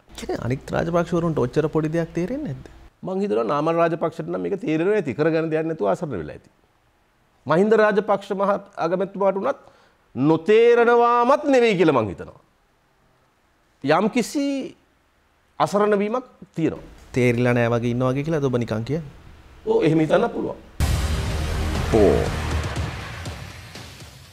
බැසිල් හොරකමට විතරයි සූක්ෂම. ඔබ කරුණු සහිතව දෙයක්ත් කිව්වේ. ඒ කරුණ ඉතින් මම කියන්න ඕනේ නෑනේ. කවුද නොදන්නේ? හොරා කියලා ඕන කෙනෙක්ට කියන්න පුළුවන්. එහෙම චෝදනා පහුගිය ආණ්ඩුවේදී තිබ්බනේ. ඔබ ආර්ථික ඝාතකයා කියලා චෝදනා කළා පී.බී. ජයසුන්දර මහත්තයාට. දැන් මේ සැරේ ඔබ මේ හොරකමට විතරයි සූක්ෂම කියලා කියන්නේ නිකන් වචනෙටද නැත්නම් මොන හරි තියනවද සාක්ෂි? අයවැයෙන් වැඩ ලක්ෂයක් කියලා ආවා. හොඳයි ඉතින් කරන්න පුළුවන් නම් හොඳයි. හැබැයි දැන් සිමෙන්ති නෑ. ඔයා හිතන්න පාරක් හදනකොට කාපට්. ඒ අමුද්‍රව්‍ය ඔය වැලි කළුගල් ටිකයි හැර ඉතුරු ඔක්කොම පිටරටින් ගේන්න ඕන. ඒවා ඔක්කොටම යන්නේ ඩොලර්. දැන් මේ ඩොලර් මේ වෙලාවේ එහෙම වියදම් කරන්න ඕන වෙලාවක්ද? මම කියන්නේ පාරවල් කාපට් කරගන්න තියෙන ඩොලර් ටිකක් වියදම් කරන්න ඕන වෙලාවක්ද? එහෙම නැත්තම් ඇයි ඒකට වැඩියෙන් යන්නේ ඇදෙන්නේ? දැන් අපේ රටේ ගත්තොත් දැන් අපි දැන් ආර්ථික වශයෙන් බිඳුවට වැටෙනවා. හැබැයි අපේ වැසිකිළියට යන පාරක් දැන් කාපට්නේ. කියන කලින් තිබ්බේ ප්‍රධාන පාර කාපට් අතුරු පාරවල් නැති කාපට් නෙවෙයි. දැන් අතුරු පාරත් කාපට් අතුරු පාරෙන් ඊළඟ පාරත් කාපට් දැන්. එතකොට දැන් මේවට ඇයි වැඩියෙන් ඇදෙන්නේ? මේ මහජනයාට හසුව පහසු මාවක් තියෙන්න ඕනේ. ඔවුන්ගේ සැප පහසු වාහනවල යන්න එහෙම කියලා හිතලාද? නෑ මේ ඒක ඇතුලේ තියෙන්නේ තව වෙන ඉලක්කයක්. හරිද? එතකොට මේ අය තෝරන ගොඩක් ව්‍යාපෘතිවල ඒක තියෙනවා. මම හැබැයි ඔය අර සමහරු වගේ මේ හොරකම කියන්නේ නැහැ. මොකද හේතුව මේ දැන් සමහර විට සමහර රටවල් වල පාලකයෝ ඉන්නෝ ඔහොම වැඩක් කරන ගමන් රටත් හොඳට හදලා. එහෙමයි ඉන්නෝ. එතකොට මිනිස්සුන්ට අවසානයේ අඩු ගානේ හිතවත් හදා ගන්න පුළුවන්. අනෙක් මිනිහත් දැන් අපි කියමු දැන් ලී කුවන් යූ කවුද මේ මහතිර් මොහමඩ් ගැන ඔහොම අදහස් තියෙනවානේ. මහතිර් මොහමඩ් සෑහෙන හම්බ කරගත්ත හැබැයි මැලේසියාවත් ගොඩ දැම්මා. ඔහොමනේ මහතිර් මොහමඩ් ගැන තියෙන චිත්‍රය. ඉතින් එතකොට අඩු ගානේ මැලේසියන් කාලයට අරක හිතලා හරි හිත හදා ගන්න පුළුවන්. ඉතින් මෙතන තියෙන ඛේද වාචකේ තමයි මේ අර්බුදකාරීතා මේ දැන් වෙන්නේ මොකක්ද දන්නවද? අම්මාගේ මලමිනිය තියාගෙන බూరు ගහනවා කට්ටිය. රටේ ආර්ථිකය පනාදින වෙලාවෙත් ගාන කපන්න ක්‍රමයක් හොයනවා. දැන් ඔය බලන්න විදුලි අර්බුදේ. උත්සන්න වෙන්න දීලා හදන ගිය සඳුදා කැබිනට් එකට අනුමැතිය ගත්තා හදිසි මිලදී ගැනීම වලට. ටෙන්ඩර් නෑ. හදිසි මිලදී ගැනීම. ඒ කියන්නේ අර්බුදේ උත්සන්න වෙලා ඒකෙන් chance එකක් පාද ගන්නවා ගානක් කපා ගන්නවා. ඒ කියන්නේ හරියට අම්මගේ මෘත කලාබරේ මැදසාලේ තියාගෙන මිනිය තියාගෙන දවස් 3-4 බూరు ගහන පුතුන්ගේ මේ වැඩේ මේ වෙන්නේ. ලැජ්ජයි ඇත්තටම. ඇමති මණ්ඩලයේ අනිත් අයට ඕක පේන්නේ නැද්ද? අපි රාජපක්ෂවරු අමතක කරමුකෝ. තව ඉන්නවනේ ඇමතිවරු. ඔය ඇමති මණ්ඩලයේ ඇත්තටම මොනාහරි දෙයක් මගේ අත්දැකීම වුණා මම කියන්නේ. මම වාසු ඇමතුමා, උදය ඇමතුමා, බන්දුලු ගුණවර්ධන ඇමතුමාත් ඇත්තටම සෑහෙන අදහස් මැදිහත් වීම වෙනවා. ඒ වගේ රමේෂ් පතිර ඇමතුමා සමහර අවස්ථාවන් වල එහෙම මැදිහත් වෙලා තියෙනවා. ඒ කියන්නේ එතන තියෙන පොදු මතයට පටහැනි මතයක් ඉදිරිපත් කරන්න ධෛර්යය තියෙන අය. අවාසනාවට එහෙමයි ගොඩක් නැහැ. ඒක තමයි එක අවාසනාවක්. ඉතින් අපි තුන්දෙනා ඕකේ නැති වුණාම ඉතින් ඕන මැච් එකක් ගහගන්න පුළුවන්. ඒ කියන්නේ අනිත් අය ඔක්කොම බැසිල්ට සර් කියන අයද? නෑ එහෙම නෙවෙයි. ඔබ කිව්ව විදිහට? එහෙම නෙවෙයි. නමුත් අර තමාගේ තනතුරු අවදානමට පත් කර නොගනිමින් ජීවත් වීමේ ක්‍රමය කියලා එකක් තියෙනවානේ. රටට වැඩිය තනතුරු ලොකුයි. එහෙම හිතුවට වරදක් නැහැ. අන්තිමට එහෙම හිතන්න වෙන්නේ. මට අර කලින් ප්‍රශ්නේ එකක් අහන්න හිටියා. ඒක අහන්න අමතක වුණා. නමුත් ඒක ඇසීම යුතුයි. මුදල් අමාත්‍යවරයාගේ කැමති ලිස්ට් එකේද අකමැති ලිස්ට් එකේද මහ බැංකුව අධිපතිවරයා ඉන්නේ. ඔබ ඔහු ගැන කිව්වා කලින්. මම දන්න තරමින් නෙගටිව් ලිස්ට් එකේ. නෙගටිව් ලිස්ට් එකේ. පීබී ජයසුන්දර පොසිටිව් ලිස්ට් එකේ මහ බැංකුව අධිපති නෙගටිව් ලිස්ට් එකේ. කොහොමද උ තාම එතන ඉන්නේ එහෙනම්? සමහරලාට ඔහුගේ තනතුරට යම්කිසි අනතුරක් ඉදිරි කාලය තුලදී ඇතිවීමේ හැකියාව තියෙනවා. 5, දැන් විමල් වීරවංශ කියන චරිතය ගත්තාම අපිට පේන්නේ අපිට දකින්නේ හැමදාම මේ විදේශීය බලවේගවලට එරෙහිව කෑ ගහනවා සටන් කරනවා. අපි දැක්කා මාරාන්තික උපවාසයක් කළා. එහෙම විදේශීය බලවේගවලට එරෙහිව ප්‍රබල හඬක් සටනක් කරන විමල් වීරවංශ කොහොමද ශ්‍රී ලංකා පාර්ලිමේන්තුව ඇතුළට දිත්ත පුරවැසි භාවයේ තියෙන අය ගේන 20 වෙනි විවස්සා සංශෝධනයට අතේසුයි? නෑ ඔබ දන්නවනේ මේ වෙලාවේ අපි මේකට විරුද්ධව වුණා. අපි නමුත් අතිස්සුවා. ඔව් කාරණා 4කට විරුද්ධ වුණා. ඒ මත අපි මේකට විරුද්ධව ඡන්දය දෙන්න තමයි සූදානම් වුණේ. නමුත් ඔබ දන්නවා මේ වෙලාව ආණ්ඩුව බලයටපත් වෙච්ච උණුවේ ඔය 20 වෙනි සංශෝධනය එන්නේ. ජයග්‍රහණයේ උණුසුම අභියස. ඉතින් ඒ අවස්ථාවේදී අපි ඒ විරුද්ධත්වයේ හිටපු දේශපාලන පක්ෂ අතරත් විරුද්ධවම ඡන්දය දෙනවද නැද්ද කියලා පොඩි සංවාදයකුත් තිබුණා. කෙසේ වෙතත් අවසානයේ ජනාධිපතිවරයා අපට සාකච්ඡාවකට කැඳවලා ඒකෙත් අපි සංශෝධන 4-3කට එකඟ වුණා. ඔය කාරණේ හැර ජනාධිපතිවරයා පොරොන්දු වුණා අවුරුද්දක් ඇතුළත ව්‍යවස්ථා සංශෝධනයක් ගේනවා. ඒකෙන් නැවත ඒ කාරණේ අතුලත් කරනවා කියලා. ජනාධිපතිතුමා දැනටමත් ඒ පොරොන්දුව කඩ කරලා ඉවරයි. කෙසේ වෙතත් ඒ වෙලාවේ ඒ අතරමැද සමාදානයට යන්න අපිට සිද්ධ වුණා. එකක් ආණ්ඩුව බලයටපත් වෙච්ච මුල් අවස්ථාවේ පුදුනකොටම කාපියකා කිව්වා වගේ මේ මහා රණ්ඩුවක් ඇති කර ගැනීම ජනවරම නිර්මාණය කරපු මිනිසුන්ගේ පැත්තෙන් හිතුවොත් නෙගටිව් කියලා අපිට පෙනුණා. ඉතින් දේශපාලනයේදී සමහර අවස්ථාවල අපිට තීරණවලදී එහෙම මුහුණ දෙන්න වෙනවා. නමුත් ඉතින් මම ඇත්තටම අවංකවම මේ හිතනවා එදා අපි ඒ ඉතුරු එකටත් විරුද්ධව කටයුතු කළ යුතුව තිබුණා කියලා. දැන් තියෙන පසුතැවීම. මට ඒ ගැන පසුතැවීමක් තියෙනවා. ඒ කියන්නේ ඔබ දැන් මීට ටික වෙලාවකට කලින් කිව්වා තව අවුරුද්දකට කලින් වෙන්න තියෙන දේවල් මම මේ කියන්නේ කියලා. අවුරුද්දක් ගිහිල්ලා. එතකොටත් ඔබ දැනගෙන හිටියනේ බැසිල් රාජපක්ෂ තමයි මේ එන්නේ කියලා නේ. ඔව්. ඒ කියන්නේ මම ඇයි ඉතින් අපි ඔකට තදින් හැපුණේ? ඊට පස්සේ දැන් ඕක කරාට පස්සෙත් මම ප්‍රසිද්ධියම කිව්වනේ ලැජ්ජ බය ගෑවිලවත් තියෙන මිනිහෙක් නම් මේක පාවිච්චි කරලා ඇතුළට එන එකක් නෑ කියලා. ඒකනේ මම කලේ සදාචාර බැරියර් එකක් හැදුවා. නීතිමය බැරියර් එක ඇරියා ඒගොල්ලෝ. මම සදාචාරමය බැරියර් එකක් හැදුවා. ඒ කරෙත් එන්න බැරි කරන්නේ. නමුත් ඉතින් සදාචාරාත්මක බැරියර් එච්චර ගාණක් නෑනේ මේගොල්ලොන්ට ඉතින් ආවා. විමල් දැනගෙන හිටියද පහුගිය ආණ්ඩුව ඇතුළෙත් බැසිල් හැසුරුණේ ඔහොම කියලා? ඔව් පහුගිය 2015 ජනවාරි 8 පරාජය ඔහු ඉතා සූක්ෂමව පරාජය වෙනුවෙන් වැඩ කරපු කෙනෙක්. ඔහු පරාජය වුණාට පස්සේ ඊට පහුවෙන්ද 9 වෙනිදාද ඔහු 10 ගියා කාල්ටන් වලට තංගල්ලේ ගිහිල්ලා එවකට හිටපු ජනාධිපති අද අගමැති මහින්ද රාජපක්ෂ මැතිතුමාගෙන් තම සහෝදරයාගෙන් ඉල්ලුවා විපක්ෂ නායකකම. එතුමා මේ පිස්සුද කියලා අහලා ඒක ප්‍රතික්ෂේප කරා. ඊට පස්සේ ඊට පහුවෙන්ද උදේ ලංකාවෙන් ගිහිල්ලා. දැන් ඇත්තටම මෙයා හිතුවේ නෑ අපි ওই පෙබරවාරි 18 මහින්ද සුළඟ නුගේ ගොඩින් හදයි කියලා.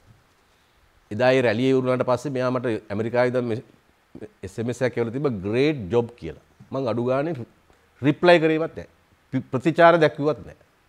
ඊට පස්සේ මෙයා ලංකාවට ආවනේ අපි අකමැත්තෙන් අපි හැමෝම අකමැතිව තියදී ආවා. ඇවිල්ලත් මාස කිහිපයක් යනකම් මහින්ද අගමැති ජනාධිපතිතුමා හම්බුන්නේ නැහැ මෙයාව. මොකද ඒ අයත් කිව්වේ වා ඔහෙටලා එන්න එපා කියලා. ආවනේ. ආවට පස්සේ ඔය බන්දුලත් එක්ක තරහ වෙන්න හේතුව මහාචාර්ය ජීල් පිරිස් ඇමතුමාලා ගෙදර තිබුණා සාකච්ඡාවක්. ඒකේ බන්දුලය මම අපි කට්ටියක් හිටියා. ඉතින් බන්දුල ඇමතුමා කිව්වා මේ ඔබතුමා එළියට එන්න එපා. තිරෙන් පිටිපස්ස ඉඳන් කරන උදව්වක් කරන්න කියලා. ඒක තමයි බන්දුල ගුණවර්ධන ඇමතුමත් එක්ක තියෙන කේන්තිය. ඒ වෙලේ බොහෝම ප්‍රකෝප වෙලා මට දේශපාලනය කරන්න තියෙන අයිතියට කාටවත් බාධා කරන්න බෑ. ඒක මගේ අයිතියක් ගාලා ඔන්නෝම කියෙව්වා. ඉතින් ඇත්තටම අපි උත්සාහ කළේ ඒ කියන්නේ මේ චරිතයේ බලපෑම ඉතාම අඩු තත්වයක තියෙන විදිහට මේ නව පාලනයකට ගෙන යා යුතුයි කියලා. ඉතින් ඒකෙදි අපි ඒක අපිට කරන්න බැරි වුණා. ඒක තමයි මෙතන තියෙන ලොකුම කොඩිවිනේ. ඔබට වැඩිය ඔහු දක්ෂයි. නෑ ඒ ඉතින් පවුලේ තියෙන සම්බන්ධයේ බලපානවනේ උතන්ට. ඒක දක්ෂතාවයට වඩා ඒ පවුලේ බලවලල්ලක් තියෙනවනේ. සහෝදර වලල්ලක් තියෙනවා. ඒ වලල්ල ඇතුලේ ඔහු යම් කිසි කේවල් කිරීමේ බලයක් සහිතව ඉන්නවා. ඒක තමයි ඔහුගේ හැකියාව. දැන් එහෙම බැලුවොත් ඉතින් විමල් රටට කරලා තියෙන වැරද්දක් නේ. කොහොම බැලුවොත් විමල් වීරවංශ මහත්මයා දන්නවා මේ බැසිල් රාජපක්ෂ මහත්මයා තමයි පාර්ලිමේන්තුවට එන්නේ කියලා. ඔහුගේ ඉතිහාසයත් ඔබ දන්නවා. මමද බැසිල් රාජපක්ෂ මහත්තයා පාර්ලිමේන්තුවට ගෙනාවේ. ඔබත් අත ඉස්සුවනේ. ඔබත් ඒකේ කොටස්කරුවෙක්නේ. මම ඒකට පාවඩේලුවද? මම මේක වළක්වන්න මට පුළුවන් හැම උත්සාහම දරලා තියෙනවා. හැබැයි අත ඉස්සුවා. අත උස්සපු එක ගැන මම ඔයාලට මීට කලින් කිව්වා. ඒක එහෙම නොවුනනම් හොඳයි කියලා මම අද හිතනවා කියලා. ඒ අත ඉස්සීමට විතරක් ලඟු කරන්න එපා. අත උස්සන ගමන් සදාචාර බැරියර් එකක් හරි හදලා මේක වළක්ව ගන්න උත්සාහ කළා. ඒක අපි කළා. ඔහු කිපෙනවාද? ඔහු අපිත් එක්ක කෝන්තර හදාගනි. ඔහු අපිට කපයි ඇමතිකන් දෙද්දී අපිව දුර්වල කරා. ඒවා අපි මුකුත් හිතන්නේ නැතුව ඔහුට අදාළව ඒ ප්‍රහාරය එල්ල කරා. ඉතින් ඒකනේ කර්මාන්ත හා වාණිජ්‍ය දෙකට බෙදලා බන්දුරට වාණිජ්‍ය යන්නේ මට කර්මාන්තේ. ඒවා අපිට ප්‍රශ්නයක් නැහැ. එයා එහෙම රිටර්න් එකක් දෙනවා කියලා අපි දන්නවා. ඒක ප්‍රශ්නයක් නැහැ. ඒක ප්‍රශ්නයක් නැහැ කියලා හිතලින් තමයි ඒක ප්‍රසිද්ධිය කියලා නවත්ත ගන්න බැරි. දැන් ඔබ කියනවා මේ අපිට මෙයාට විරුද්ධව මෙයාට කියන්න බෑ, මෙයාගේ ප්‍රශ්න මෙයාට කියන්න බෑ, මේක පවුලක් කිව්වට වැඩක් නෑ, පවුල ඇතුලේ මේවා වැඩි ගණන් ගන්න නෑ, ලේ මීට වැඩි ඝනකමයි ගොඩක් කතා කිව්වා. දැන් හිතෙන්නේ නැද්ද පවුලක් රට පාලනය කරන එක ඒ තරම්ම සුදුසු නෑ කියලා? මං හිතන්නේ ලංකාවේ රාජ්‍ය පාලනයේ සිටින අවසාන පවුල බවට මේ පවුල පත් වේ. මෙතනින් එහාට කවුරුවත් පවුල් දේශපාලනයකට ලංකාවේ ඉඩක් නැහැ. පවුල් විතරක් නෙවෙයි උඩ රට හෝ පහත රට ප්‍රභූ පැලැන්තියේ දේශපාලනය මෙතනින් ඉවරයි. මේ අවසාන පරිච්ඡේදය. මේ ඒ කියන්නේ මෛත්‍රීපාල සිරිසේනයි ආර් ප්‍රේමදාසයි ඒව අහම්බ. රාජ්‍යපාලන දූරාවලිය ඒව අහම්බ. සිරිසේන මහත්තයාත් ඒ බිලේ ලොතරැයියක් හිරුවා යදුනා. ඊළඟට රණසිංහ ප්‍රේමදාස මහත්තයාට JVP ත්‍රෙට් එක රටේ ඇති වෙලා තිබුණ නැත්නම් කවදාකවත් රණසිංහ ප්‍රේමදාස මහත්තයාට අපේක්ෂකත්වය ලැබෙන්නේ නැහැ. ඒ අනිත් හැමෝම උඩ රට හෝ පහත රට ප්‍රභූ පැලැන්තිය. ඒ ප්‍රභූ පැලැන්තියේ දේශපාලන පවුල් දේශපාලනය හරි මොකක් හරි මේ අවසාන පරිච්ඡේදය. නැවත මේ රටේ කිසිම පවුල් දේශපාලනයකට හෝ ප්‍රභූ පැලැන්තිය දේශපාලනයකට මේ රටේ නැවත ඉඩ හම්බෙන්නේ නැහැ. මේ අවසාන. ඉදිරි ජනාධිපතිවරණයකදී තිබ්බොත් පංචායුධය යලිත් රාජපක්ෂගේ ආරක්ෂකයෙක් වෙන්නේ නැද්ද? කිසිසේත්ම නැහැ. කිසිසේත්ම නැහැ. නැවත මේ අයත් එක්ක කිසිම මැතිවරණයකට තරඟ කරන්නේ නැහැ. නැවත මේ අයත් එක්ක කිසිම දේශපාලන සහයෝගයක්, ඒ කියන්නේ මිත්‍රත්වයක් කියන පෞද්ගලිකව තියෙන පුළුවන් අගමැතිතුමා හම්බුනොත් මම අද උනත් එතුමාට ගරු කරනවා. එතුමාගේ අඩුපාඩු මොන හරි තරාදිය මේ පැත්තට දැම්මොත් මට බර වැඩි එතුමා කරපු මේ රටේ සාමය ඇති කරන්න කරපු භූමිකාව. ඒකට මම ඒ ගෞරවය මගේ කවදාකවත් නැති වෙන්නේ නැහැ. මම මේ විවේචනාත්මක කරුණු දැක්වීම කියන්නේ මිනිස්සු හැටියට මේ මිනිස්සු ගැන මම සම්පූර්ණ බැහැර කරලා හිතනවා කියන එක නෙවෙයි. හැබැයි දේශපාලන වශයෙන් නැවත මේ අයත් එක්ක කිසිම සහ සම්බන්ධයක් අනාගතයේ ඇති වෙන්නේ නැහැ. නාමල් රාජපක්ෂ මහත්මයා මං හිතන්නේ නාමල්ට දේශපාලනය කරන්න පුළුවන් වෙයි කියලා බැසිල් රාජපක්ෂ මේක අවසන් කරන්න හිතන විදිය අනුව එළියේ කතාවක් තියෙනවා. මේ ඔබලා සැරසෙන්නේ අනාගතයේ දවසක මේ බලය තහවුරු කරගෙන නාමල් රාජපක්ෂ මහත්මයා බලයට ගෙනීමේ ව්‍යායාමයක් කියලා. ඒකයි මම ඇහුවේ. ඔය වගේ ඔය ජනතා වික්තුරුනේ අයිනේ ඔය එක එක බිල්ලෝ මවවා කියන්නේ. ඒගොල්ලෝ හිතනවා මේ අපි මේ එළියට ආවම ඒගොල්ලොන්ට ගහන්න ගිය මැච් එකට දැන් මාර පාඩුවක් වෙන්නේ. ඒගොල්ලෝ ඒ ප්‍රොඩක්ට් එකක් හදාගෙන විකුණු ගියා. දැන් වෙන ප්‍රොඩක්ට් එකක් ආවා මාකට් එකට. දැන් අපේ මාකට් ෂෙයාර් එක අඩු වෙයිද දන්නේ නැහැ කියලා ඒගොල්ලොන්ට පුඩි තිගැස්මක් ඇති වෙලා. ඉතින් ඒගොල්ලෝ කියනවා මේක පුද්ගල විරෝධයක් විතරයි මේගොල්ලොන්ට මේ ආණ්ඩු විරෝධයක් නෑ එහෙමත් කියනවා. ඒ අතර තව කියනවා ඔබ කියූප එක. නාමල්ට ගේන්න ගහන මැච් එකක් කියලා. මම සහතික වෙන්නම් නාමල් රාජපක්ෂ කියන තරුණ മന്ത്രിවරයා ඔහේ බලාගෙන දෙන දේ කාලා වෙන දේ බලාගෙන හිටියොත් ඔහුගේ දේශපාලන අනාගතය අවසාන වෙනවා බැසිල් රාජපක්ෂ ගහන මැච් එක ගහලා ඉවර වෙන්න ඉඩ දුන්නොත්. බැසිල් රාජපක්ෂ ගහන්න යන මැච් එක ඉක්මනින් පෙරද්දුවොත් සමහරලාට ඔහුට අනාගතයක් තියෙයි. 6. රටේ ආර්ථිකය හොඳටම වැටලා තියෙන්නේ. ඒක අපි අවිවාදයෙන් පිළිගත යුතුයි. මේක ගොඩ දාන්න පුළුවන්ද? ගොඩ දාන්න ඕන. බෑ කියලා දෙයක් මම ඔබෙන් අහන්නේ මේ ප්‍රශ්නේ පුළුවන්ද? ගොඩ දාන්න පුළුවන්. කොහොමද කියන්නේ? ගොඩ දාන්න පුළුවන්. යන්නේ හැබැයි ගන්න දැන් මෙහෙමනේ ලෙඩෙකුට මුල් අවස්ථාවේ හඳුනාගත්තොත් පිළිකාවක් වුණත් හොඳ කරත හැකියි. හැබැයි පිළිකාව ගොඩක් පැතිරලා තිබ්බොත් වෛද්‍යවරු කියනවා උත්සාහ කරන්නම් අමාරුයි කියලා. ඉතින් දැන් අපි අර පිළිකා දේහේ වැඩෙන්න දීලා බලන් ඉන්නේ. ඉතින් එතකොට සමහරලාට හොඳම ලෝකේ වෛද්‍යවරයා ආවත් ලේසි නැති වෙන්න පුළුවන්. ඒක ඒ අවදානම තියෙනවා. හැබැයි පළමු කොටම විශේෂඥ කණ්ඩායමකට මේක බාර දෙන්න ඕන දැන්. මේ ආර්ථිකය මෙහෙවන එක. අර දාලා තිබ්බ ඇමතිවරු 6ක් දෙන්නගේ මොකද්ද සභාවක්. මොන පිස්සුවක්ද? දැන් මං කියන්නේ මාව දැම්මත් ඒත් පිස්සු. මම කැබිනට් එකේ ඉඳලා මාවත් දාලා ඒක හැදුවත් ඒත් පිස්සු.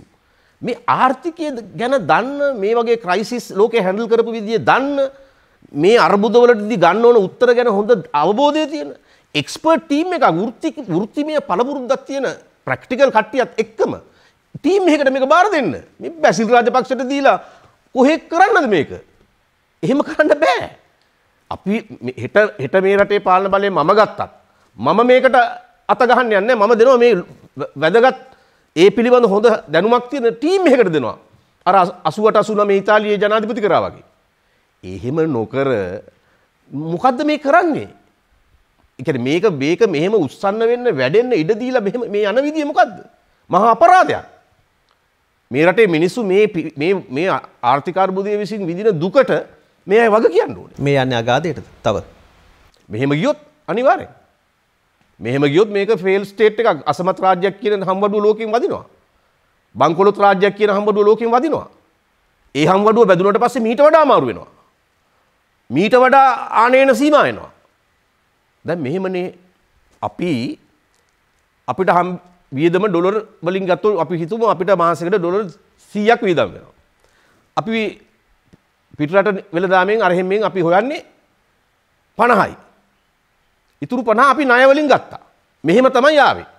එතකොට අපේ මධ්‍යම පන්තික සුව පහසු ජීවිත වලට මූණේ ගානේවා අරවා මේවා ඔක්කොම ආවේ ඔය ණයට. ඇපල් කෑවේ ණයට. දැන් ඔන්න ණය ගන්න බෑ. දැන් මුල්‍ය වෙළඳපොලේ ණය දෙන්නේ නැහැ. රටවල් ණය දෙන්නේ නැහැ. බැංකුවට ලංකාවේ බැංකුවට අර බැංකුව ණය දෙන්නේ නැහැ. ඩොලර්.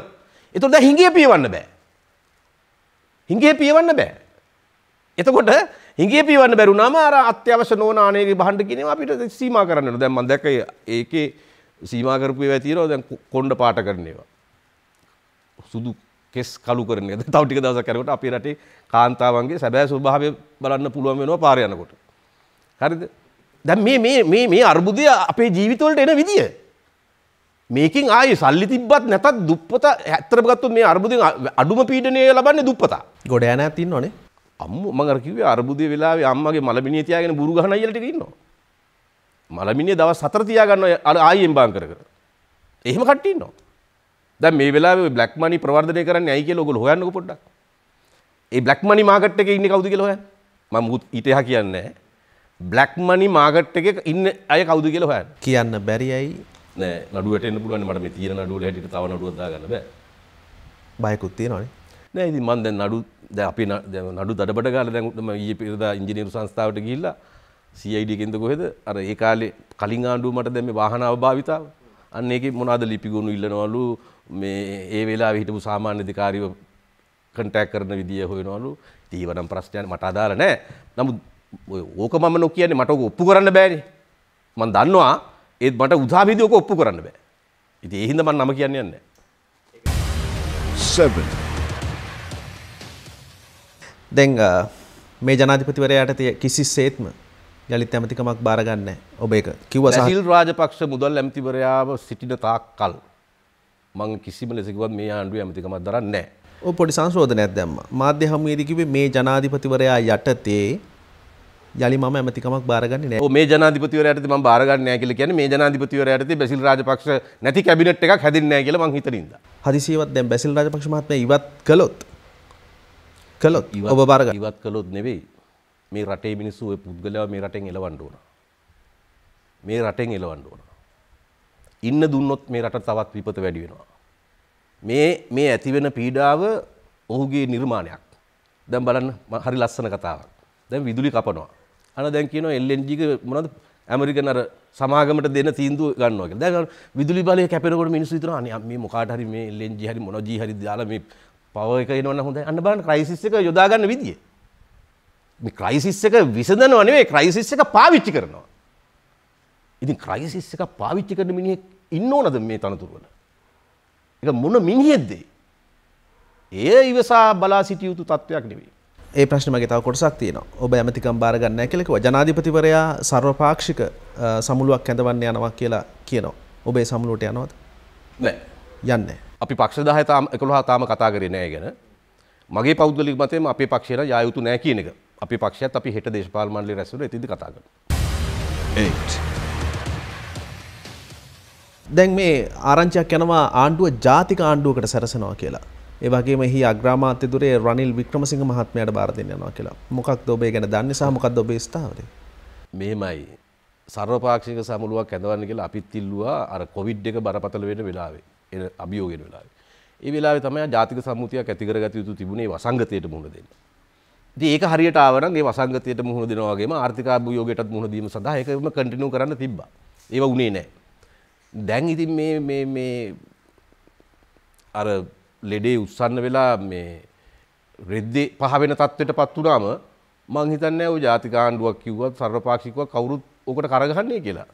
එහෙම කරගහන්නේ පට්ට මෝඩයෝ. ජාතික ආණ්ඩුවක් හැදෙන එකක් නැහැ.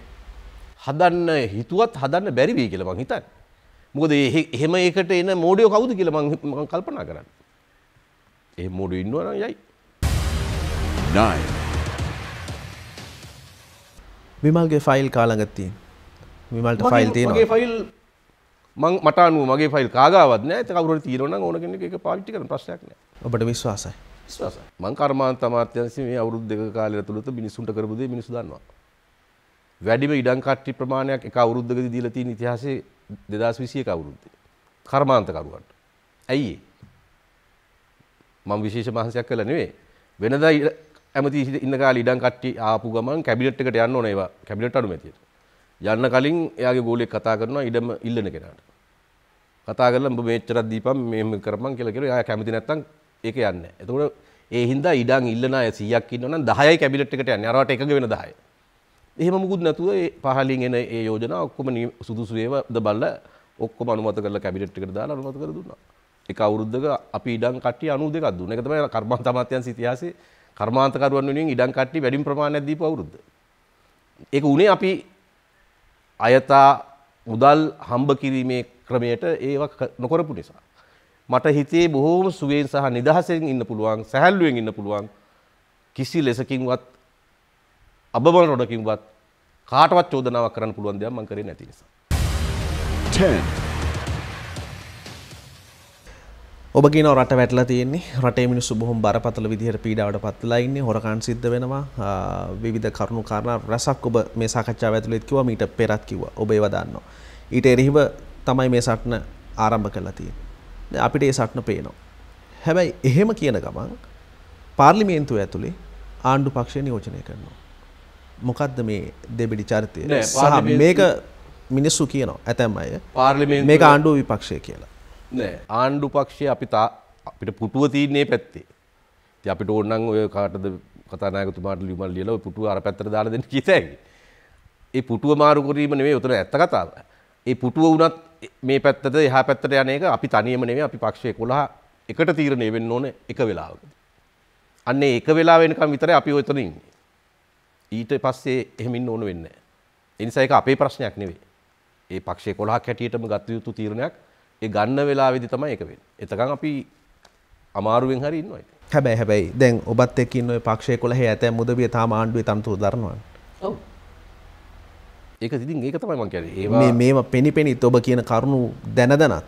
නෑ ඉතින් සමහරු වේගයෙන් ගන්න තියෙනවා සමහරුන්ට හිමින් ගන්න වෙනවා. ඒ පුරුදු වෙච්ච විදිය. ඒව ගනි. අපි ටිකක් වේගයෙන් ගන්න ඕන නම් හිමින් ගනි. ඒකට අපි පොඩ්ඩක් බලාගෙන තියෙනවා. ඇත්තටම තාම ඔබලා ආණ්ඩුවේද? නෑ ඉතින් අපි මේ ආණ්ඩුව කියන මොකද්ද මේක අපිට තේරෙන්නේ නෑ. ඒ අර නිකන් කළු සුදු හැටියට මේ හැමදේම දකින්න පුරුදු වෙලා ඉන්නකොට නේ ඔක තේරෙන්නේ නැත්තේ. ඔයා කළුද සුදුද කියලා අහනවා. මම කියනවා තලෙලුයි කියලා. එතකොට ඉතින් මංජන් වෙනවා. ඔය වගේ එකක් මට තියෙන්නේ. උත්තරේ. නෑ මම අපිට හිතෙන ඔබතුමාලාට පැටලලා වගේ කියලා. නෑ. තා පොඩ්ඩක් බලන්න. කිසිම පැටලිල්ලක් නෑ කියලා ඔප්පු කරලා පෙන්නන්න. බලන් ඉන්න තරම් වෙලාව තියෙනවද අපිට? ඔය කිව්ව දේවල් එක්ක රට ප්‍රපාතයට යනවා, රට ඇද වැටලා, රට බ්ලැක් ලිස්ට් වෙයි කියනවා. තව බලන් ඉන්න කියලා. නෑ. ඒක දිහා බලන් ඉන්න කියලා නෙවෙයි කියන්නේ. අපේ පැටලිල්ල මම කියන්නේ කවුරු හරි ඔහොම බලන් හිටියොත් තව කරන්න පුළුවන් අයට තව වෙලාව ලැබෙනවා. අපි ඔබට අපි දිහා බලන් ඉන්න කියලා කිව්ව මිසක් අපි ඒක දිහා බලන් ඉන්නේ නැහැ. අපි ඒක ඒ ප්‍රපාතයෙන් ඒ විනාශයෙන් ගලව ගන්න කරන්න පුළුවන් මැදිහත් වීම තමයි මේ කරන්නේ. ඒකේ අංක 1 මේකට දැනුවත්ව මේ විනාශයට ඇදගෙන යන මුදල් ඇමතිවරයාව පන්නා දැමීම. අංක 1. එය අත්‍යවශ්‍යයි. ඔහුගේ අතින් මේ සුක්කානම අයින් කරන්න ඕන. අංක 1. ඒක පමණක් සෑහෙන්නේ නැහැ. ඊට පස්සේ මේ එක්ස්පර්ට් ටීම් එකකට මේකේ මේ කළමනාකරණය බාර දෙන්න ඕන. දේශපාලඥයන්ට ඒක කරන්න බෑ. දේශපාලඥයෝ ඉන්න ඕන ඒකත් එක්ක මේ හිටගෙන. එතනට මේ රට තල්ලු කරලා කොහොම හරි මේක බේරගන්න තමයි අපි හදන්නේ. අපි උත්සාහ කරමු. බලමු. ඒකල්ලා ඔබතුමාලා ආයි රාජපක්ෂවරු එක්ක වැඩ කරනවා. මම ඉස්සෙල්ලා උඩ උත්තර දුන්නානේ. එහෙම බලාපොරොත්තුවක් නැහැ. හොඳයි. අපි බැරෑරුම් දේශපාලන කරුණු කාරණා ගොඩක් කතා කළා. ප්‍රශ්න 10 අවසන්. විවේකයක් හම්බුනහම මොකද කරන්නේ? සීගිරිත් ගියේ නැත්තම්? Netflix වල චිත්‍රපටි බලනවා. ඔබත් රනිල් වික්‍රමසිංහ මහත්තයාත් එහෙමයි. එහෙමයි කියලා කිව්වා එතුමා. එතුමා කියන කාලෙත් මම ඒක කරනවා. ළඟදීත් බැලුවද? නෑ මේකේ තාම හරියට හදාගන්න. ඊ try කරා හරි ගියේ නෑ. යාළුවෝ එහෙම හම්බෙන්නේ නැහැ. යාළුවෝ එනවා ඒගොල්ලෝ උදේට එනවා හවසට එනවා. ඒකේ කිසි අඩුවක් නෑ. වැඩියක් නිසා. මොනවද ඔය විනෝදෙට hina යන්න කියන කතා හැම මොකුත් නැද්ද මතක් වෙනේවා? එහෙම කතා ඒ වෙලෙට කිව්වට මතකේ වැඩි තියෙනවා. මතක තියාගන්න ඊට වඩා දේවල් තියෙනවා. ඔබ හොඳ මාධ්‍යවේදියෙක්, කලාකරුවෙක්, ක්‍රිකට් ක්‍රීඩකයෙක් නේ?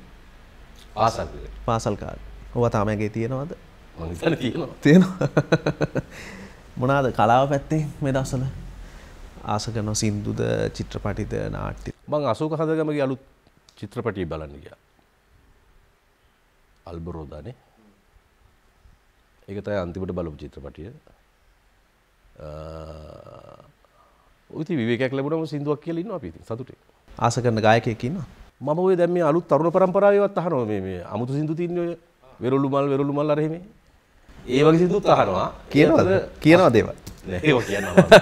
ඒක කියන්න අමාරුයි. ඒවා කියන්න ආස හිතුණත් ඒවා කියන්න ලේසි නෑ. ඒ අතරේ අපි ඔය 80 දශකයේ අපේ හිතේ ඉන්න ගායකයන්ගේ ඒවා ගීත වලටත් ආසයි. කියන්න ආසම සින්දුව මොකක්ද? උලලේනු සින්දු. ගුරුදාස කපු. කියමුද පොට? බෑ. ඊට වැඩි හොඳ කපුගේ මහත්තයා කිව්වනේ. ඔව් කපුගේ මහත්තයා වලින් නැගිටලා ඉල්ල මට බණේ. හරි එහෙනම් බොහොම ස්තුතියි. අපි ගොඩක් දේවල් කතා කළා. මම හිතන්නේ ජනතාව තමයි අපි රටේ ජනතාවට කියන්නේ අපි හැම වෙලෙම තීරණ අරන් තියෙන රටත් එක්ක සම්බන්ධ කරලා මේ තීරණෙත් කරා අපි තල්ලු වෙන්නෙත් එහෙමයි. කොහොම හරි අපි ඔක්කොම එකතු වෙලා ඒ කියන්නේ මේ තමයි යහපත් මිනිසුන්ගේ හොඳම සමගිය ගොඩනගෙන්න ඕන කාලේ. කොහොම හරි අපි ඔක්කොම එකතු වෙලා මේ ආර්ථිකමය කුණාටුවත් ඒ කුණාටුව පාවිච්චි කරලා අපේ රට ගිල ගන්න එන අත්පත් කර ගැනීමට බලන් ඉන්න බලවේගවල අරමුණුත් ඒ අයගේ අරමුණු වෙනුවෙන් කැපවී කටයුතු කරන රටට හතුරු කල්ලි කණ්ඩායනොත් මේ ඔක්කොම පරාජයටපත් කරන්න මුළු බෙර යොදා කටයුතු කරමු. ඒක කරන්න පුළුවන්. ඒකට ඕන කරන ඕනම කැපවීමක් කරන්න අපි සූදානම්. සුබ අනාගතයක්. බොහොම ස්තුතියි. හමු වෙමු නැවතත් අපි සමුගන්නවා.